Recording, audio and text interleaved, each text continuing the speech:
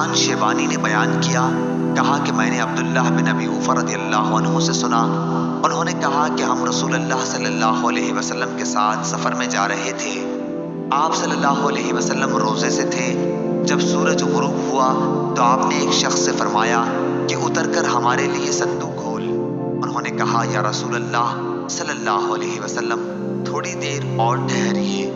آپ صلی اللہ علیہ وسلم نے فرمایا کہ اتر کر ہمارے لیے صندوق کھول۔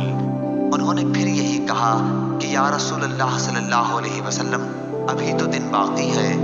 آپ صلی اللہ علیہ وسلم نے فرمایا کہ اتر کر صندوق ہمارے لیے کھول۔